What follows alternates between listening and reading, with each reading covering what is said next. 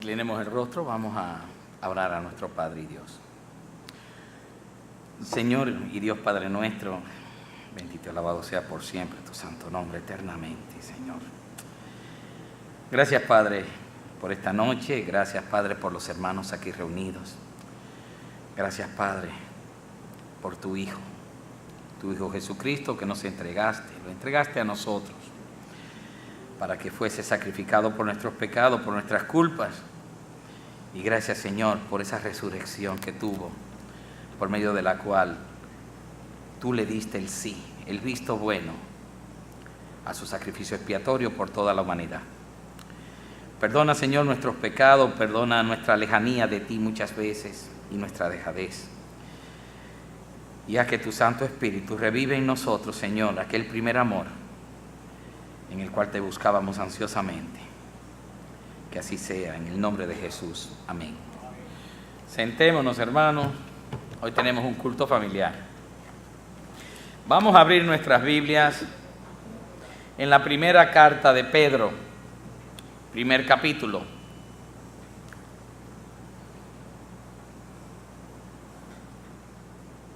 Vamos a buscar primera de Pedro, capítulo 1.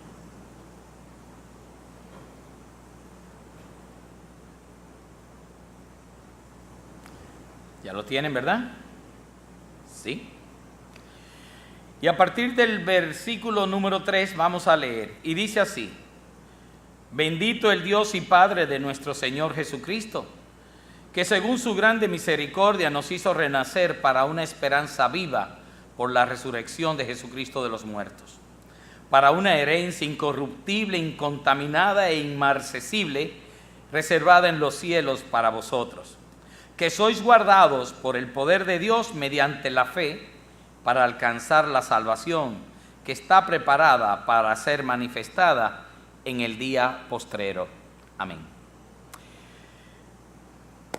3 versículos. Bueno, qué pasaje más hermoso, que ciertamente cuando empecé en estos días a repasar y a volver a estudiar las cartas de Pedro, pues la vista se me quedó fija ahí, viendo cuántas cosas inmerecidas el Señor nos adjudica en cuanto a bendiciones y a una posición a todos los creyentes por causa, y lo dice ahí, por la resurrección de Cristo entre los muertos.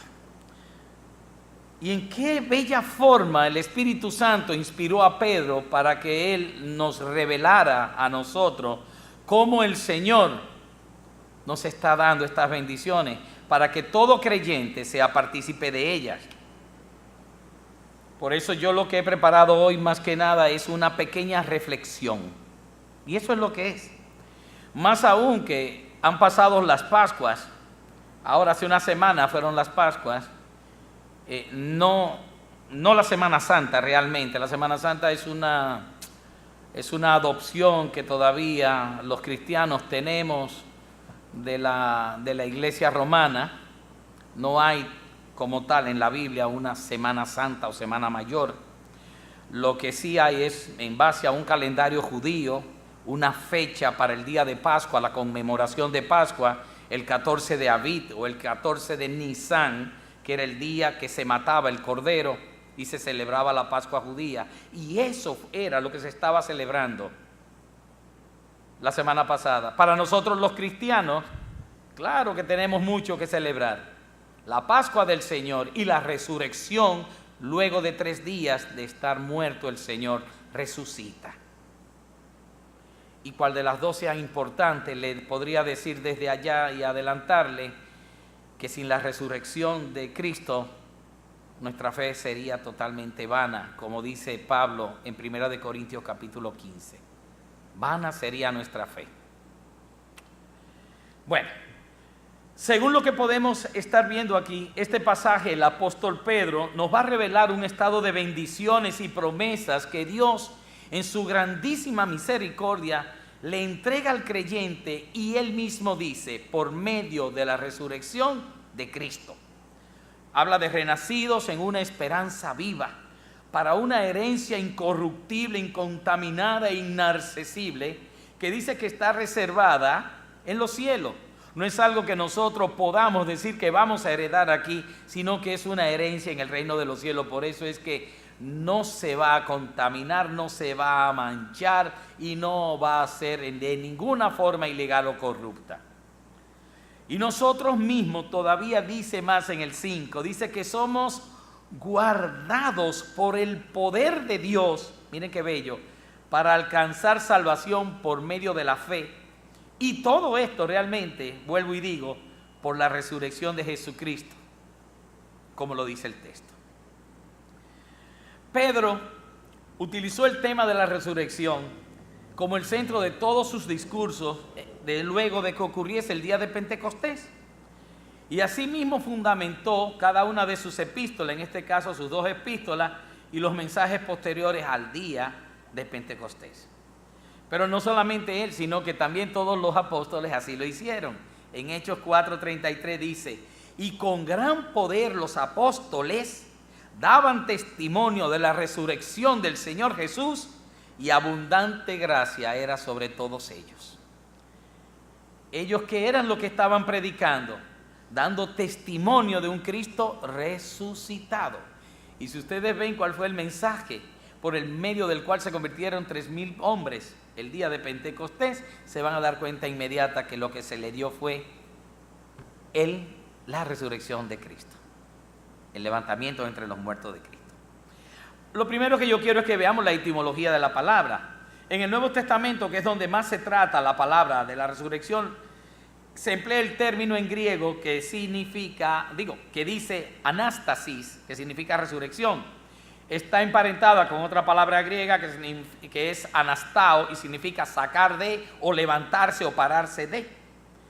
Pero en el vocablo castellano, que es de donde viene la palabra resurrección, proviene del latín y tiene como raíz la palabra resurrectio, que tiene el significado, significa resurgir, de la manera que resucitar significa levantarse, salir o ser sacado de entre los muertos. Y esto porque los muertos, ustedes saben, no los enterramos parados, sino que los enterramos acostados en posición vertical, y por eso se entiende que volver a la vida es levantarse, porque están acostados. Las Escrituras desde el principio nos hablan en el Antiguo Testamento de varias personas que fueron resucitadas. Por tomar algunos ejemplos, en Elías vemos la viuda de Sarepta, en Eliseo vemos el hijo de la Sunamita, después vemos la hija de Jairo, el hijo de la viuda de Naín, Lázaro, Eutico y otros. Fueron resucitados. Nos dice que fueron literalmente levantados, y eso es lo que significa verdaderamente la palabra resurrección, levantarse. Pero debemos hacer notar algo, que todas estas personas que resucitaron tuvieron algo en común. Y es exactamente lo que están pensando. Todos volvieron a morir otra vez. O sea, ninguno de ellos quedó vivo. El mismo Lázaro, una vez que resucitó, dice que lo estaban buscando para volver a matarle. De las cosas incongruentes que hay en nuestra humanidad. Todos ellos volvieron a morir, porque la resurrección de ellos es una resurrección diferente. Fue un reavivamiento, vamos a decir, por un tiempo momentáneo. Y eso hace que cuando hablemos entonces de la resurrección de Cristo, no haya cabida alguna ni parangón que podamos nosotros utilizar para comparar lo que fue la resurrección de estas personas con la resurrección de Cristo. Cristo murió y resucitó venciendo la muerte, y nunca más, como dicen las Escrituras, volverá a morir. Dice la palabra inclusive que Él es el primero de los resucitados entre los muertos, y diremos, pero aquellos resucitaron. No, la Biblia es muy clara, y el Espíritu Santo que hizo que ellos escribiesen estas palabras, pues está muy claro que lo que quieren hacer es distinguir que la resurrección de Cristo es totalmente diferente y es única. Aún más dice que Él es el primero de entre muchos hermanos, haciendo connotar que luego de Él vendrán otros que van a tener las mismas circunstancias, las mismas características en su resurrección que las que tuvo Él. A esta resurrección es la que todos los creyentes estamos aspirando. No a morirnos como Lázaro, a resucitar y volvernos a morir otra vez. Eso no es lo que estamos buscando. Estamos buscando eso, la resurrección que tuvo nuestro Señor Jesucristo. Y en este mundo que estamos hoy en día, es un mundo que todo el mundo lo está viviendo lleno de confusión y de estrés, de incertidumbre, afanosos, aun cuando el Señor dice que por nada debemos estar afanosos, pero me refiero al mundo, claro está, con mucho temor por todas las cosas que están aconteciendo alrededor, la violencia, los asaltos, todo lo que está ocurriendo. Las personas viven con mucho temor. Inclusive hay otra característica, y es que se ve que están viviendo el día a día como si fuese el último de sus vidas. Bebamos y comamos porque mañana hemos de morir, pensarán ellos. Viven cada día como si no tuviesen esperanza en el mañana. Y de hecho, el mundo no tiene esperanzas en el mañana, porque el mundo no cree en Jesucristo. Pero en el caso del creyente, las personas que sí creemos en Cristo, la resurrección de Cristo nos brinda esperanza tanto para esta vida como para la vida futura. Y en el momento en que Cristo resucitó, las cosas cambiaron para todos nosotros, empezando por aquellos que fueron testigos de esa acción. A causa de esto es que yo me quiero referir esta noche y les voy a presentar 7 razones de un gran montón. Y cuando digo un montón es que son muchas de verdad. Razones por las cuales la resurrección de Cristo es tan importante para el creyente. Solamente voy a tomar 7 porque no quiero pasar mucho tiempo. ¿Ok? Y la primera de ellas, no necesariamente el orden dice su importancia, las 7 son verdaderamente importantes. La primera de ellas va a ser que la resurrección de Cristo fue la aceptación por parte del Padre al sacrificio expiatorio del Hijo. Fue el sí que Dios le dio. El Padre demostró con la resurrección del Hijo que se agradó plenamente en el sacrificio que hizo Jesucristo a favor nuestro, con entrega total y total obediencia también. Y con ese sacrificio también Dios le dice al resucitarlo que las exigencias de su justicia habían sido llenadas plenamente, habían sido cumplidas. Por lo tanto, en esa resurrección de Cristo nosotros somos ya justificados por medio de Él, por la justicia que se nos adjudica y se nos atribuye posicionalmente por la fe de Jesucristo. Dice en Mateo 20:28, así como el Hijo del Hombre no vino para ser servido, sino para servir y para dar su vida en rescate por muchos. Demuestra que la misión de Jesucristo en ningún momento vino para él hacer lo que a él le placiera hacer, sino que vino con un propósito determinado, y era servir y dar su vida, morir en sacrificio expiatorio. La resurrección fue por tanto el punto culminante del plan eterno de Dios acerca de la salvación del hombre. Ciertamente la muerte sustitutiva, la muerte de Jesucristo a favor nuestro, bueno, sí, pero ¿y si Jesucristo no hubiese resucitado? Es que entonces no había estado completa la acción del sacrificio expiatorio. La resurrección, por eso, al finalizar exitosamente el Hijo, el mandato que acabo de leer que el Padre le había dado, ¿cuál? El de dar su vida en rescate de muchos. Entonces Dios le da el visto bueno y resucita al Hijo y lo llena de gloria, de honor, de poder y lo sienta a su lado. La misma primera carta de Pedro más adelante en el verso 21 dice, y mediante el cual creéis en Dios, quien le resucitó de los muertos. Vuelvo y repito, Dios quien le resucitó de entre los muertos y le ha dado gloria para vuestra fe y esperanza sean en Dios. Ese es el primero. El segundo, o la segunda razón por la cual es importante para nosotros los cristianos la resurrección de Jesucristo, es que la resurrección de Cristo es la garantía de que los creyentes no vamos a estar muertos por siempre. Los creyentes, una vez que mueran, pasamos a la presencia del Señor, nuestro espíritu va a la presencia del Señor, vamos a subir. Pero llegado el día del Señor, entonces nuestros cuerpos serán resucitados y transformados y vamos a compartir con el Señor una vida eterna junto a Él y a su Padre, al lado de Dios. Y esa es nuestra bendita esperanza realmente, que vamos a estar con Él y que no degustaremos muerte nunca más. Hay una segunda muerte para cierto tipo de personas, pero no para el creyente. El creyente no va a degustar otra muerte. En 1 Corintios 15:21 dice: porque por cuanto la muerte entró por un hombre, también por un hombre la resurrección de los muertos. Porque así como en Adán todos mueren, también en Cristo todos serán vivificados. Pero cada uno a su debido orden. Cristo, las primicias, luego los que son de Cristo en su venida. O sea, el Señor dictaminó un orden, claro está, hay que esperar ese orden, pero como vemos, vuelve y dice, ¿quién es el primero? Primero, Cristo.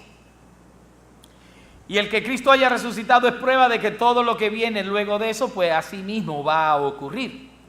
La resurrección de Cristo es, por tanto, el principio de una nueva creación, de aquellos por los cuales el Señor ha venido, ha vencido el poder de la muerte y el pecado. Por eso dice el Señor Jesús que el que cree en Él, aun cuando esté muerto, vivirá, aun cuando muera, vivirá. Porque el Señor sabía a lo que había venido, sabía lo que iba a brindarnos a saber a través de su muerte, y en multitud de ocasiones había dicho que Él iba a morir y que 3 días luego iba a resucitar. Y se lo expresaba. Así también Él sabía que una vez que Él fuese levantado, a muchos se atraería con Él. Porque no fue por sus culpas, sino por las nuestras. Eso hace que nuestra fe de su resurrección es también nuestra propia resurrección. Es la prueba de que todos los creyentes en Cristo vamos a resucitar. La tercera razón, con la resurrección de Cristo ya no hay más sacrificios. Wow, ¿y esto cómo así? Bueno, ustedes saben que anteriormente en el Antiguo Testamento fue dado las leyes para los sacrificios. Se buscaba una víctima y esta víctima era ofrecida en el templo. Pero luego que era muerta y su sangre derramada, la víctima era quemada, se quemaba. Y una nueva víctima tenía que ser buscada para luego también utilizarla y expiar por medio de ella las faltas. Pero Cristo, quien es el Cordero de Dios, murió por nuestras faltas, resucitó y está vivo para siempre. No hay otra víctima que buscar, porque la víctima que nosotros buscamos cumplió fielmente, pero no ha sido perecedera, sino que permanece para siempre. Romanos 6:9 dice algo así: sabiendo que Cristo, habiendo resucitado de los muertos, ya no muere, la muerte no se enseñorea más de Él. Porque en cuanto murió, al pecado murió una vez por todas, mas en cuanto vive, para Dios vive. El sacrificio de Jesús fue hecho una vez y para siempre, no más. La ofrenda por el pecado de la humanidad, está viva. Jesucristo permanece vivo. Por eso en la carta de los Hebreos todavía es más específica, cuando Pablo dice que su sacrificio fue hecho una sola vez y para siempre, porque era perfecto para todos los hombres que se acojan a Él y para todos los tiempos. Hay un detalle interesante, y fue cuando Abraham estaba dispuesto a sacrificar a su hijo, y el Señor aparece y le da la orden de que no le hiciera daño al niño. Él desata al niño y él le pregunta: ¿y dónde está entonces la víctima para el sacrificio? Y la respuesta de Abraham es que Dios proporcionará una víctima para el sacrificio.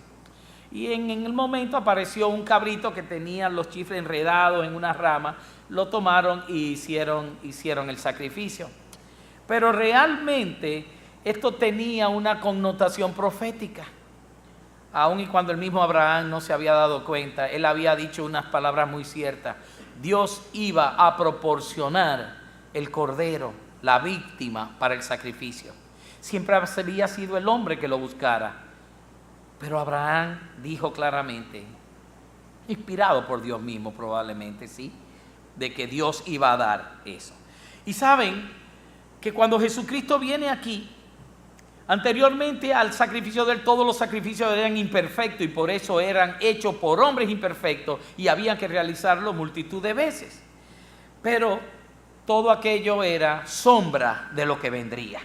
Una vez que viene Jesucristo, Juan lo reconoce y dice delante de sus propios seguidores, este es el Cordero de Dios que quita el pecado del mundo. Y me acuerda las palabras de Abraham, que Dios iba a proporcionar un cordero para el sacrificio, una víctima. Ciertamente ahí lo tuvimos. La resurrección de Cristo, número 4, es el fiel cumplimiento de las promesas del Padre, validando con ello las Escrituras. Dios el Padre, por medio de profetas, los salmos y otros escritos, nos promete un Mesías, el cual nos iba a liberar del pecado por un sacrificio expiatorio. Decía que iba a liberar a muchos, luego moriría y sería resucitado con gran gloria y poder. Y eso es lo que dice Isaías 53 del 10 al 12 cuando dice, con todo esto Jehová quiso quebrantarlo, sujetándole a padecimiento. Cuando haya puesto su vida en expiación por el pecado, verá linaje, vivirá por largos días y la voluntad de Jehová será en su mano prosperada. Verá el fruto de la aflicción de su alma y quedará satisfecho. Por su conocimiento justificará mi siervo justo a muchos y llevará las iniquidades de ellos. Por tanto, yo le daré parte con los grandes y con los fuertes repartirá despojos.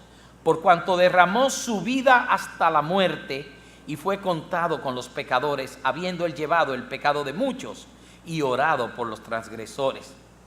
La promesa de esa resurrección del siervo de Dios es recurrente en muchísimos libros y pasajes desde el Antiguo Testamento. El Salmo 16:10 dice, porque no dejarás mi alma en el Seol, refiriéndose a qué, a la resurrección de Cristo, y dice, ni permitirás que tu santo vea corrupción. Me mostrarás la senda de la vida, en tu presencia hay plenitud de gozo, delicias a tu diestra para siempre. Es una profecía que no es para David, era para esa raíz de David, para Jesucristo. Su muerte y su resurrección era un anuncio que daba el Padre y que el mismo Jesucristo lo dijo. Él dijo que él había venido no a abrogar la ley, o sea, no a quitarla, sino a qué, a cumplirla. Y más adelante dice, para que todo lo que esté escrito acerca de mí por los profetas se cumpla. A eso dice que él vino a cumplir, no a abrogar, no a cambiar, a cumplir, a la perfección, a dejar de ser la sombra y irse a lo auténtico. Y ¿saben algo, hermanos?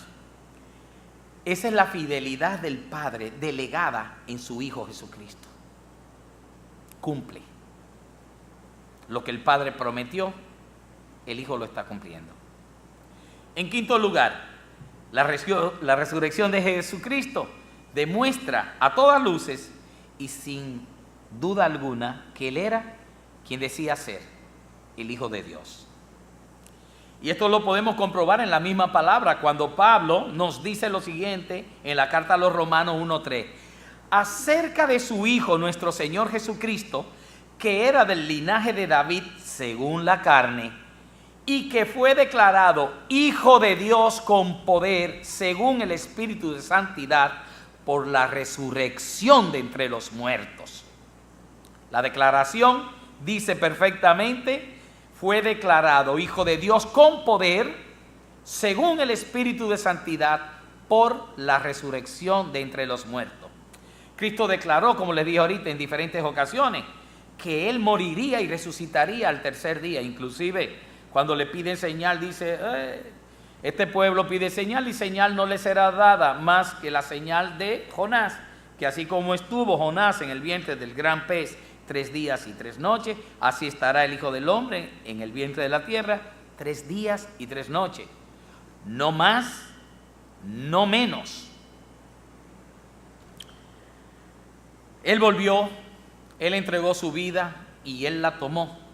Y eso solo, única y exclusivamente podía hacerlo Dios o el Hijo de Dios, quien a su vez es Dios.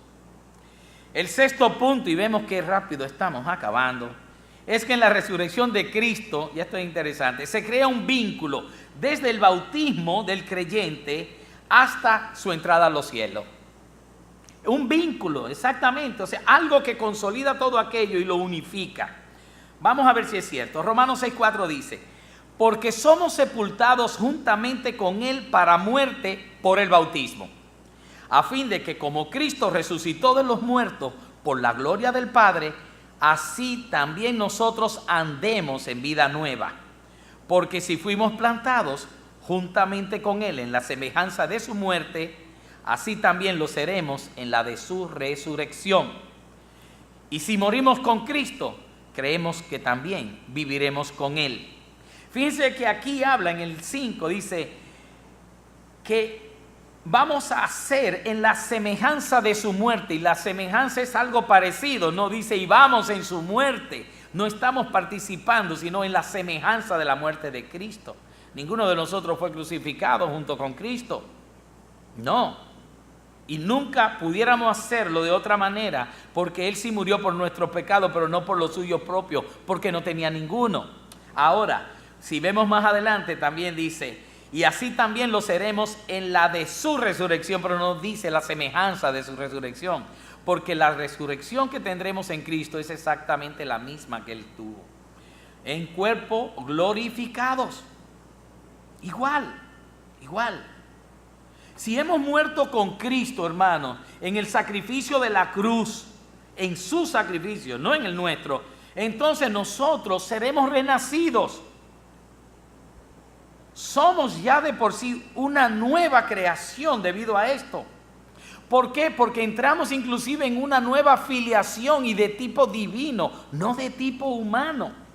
Porque inmediatamente nuestra fe nos conduce a que seamos por adopción hijos del Dios viviente. Y esa es nuestra nueva filiación. Y es una filiación divina que se nos otorga. Y a esa filiación que se nos otorga, entonces es que también nos corresponde una herencia incorruptible, incontaminada e inmarcesible, reservada para nosotros en el reino de los cielos. ¿Por qué? Porque somos hijos adoptivos de Dios. Cristo nos hace así, por medio de su sacrificio, partícipe de su muerte, por medio de morir nosotros al pecado, y copartícipes de su resurrección por medio de la fe en Él. Ese es el vínculo. Séptima y última es que la resurrección complementa y unifica todas las partes del evangelio predicado por Cristo como un solo bloque, como un solo fundamento. ¿Cómo así?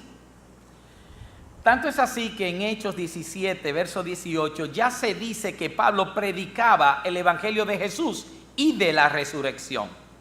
Miren cómo unifica una cosa y la otra. Dice así, en el 17, 18, dice, y algunos filósofos de los epicúreos y de los estoicos disputaban con él, y unos decían, ¿qué querrá decir este palabrero? Y otros, parece que es predicador de nuevos dioses, porque les predicaba el evangelio de Jesús y de la resurrección.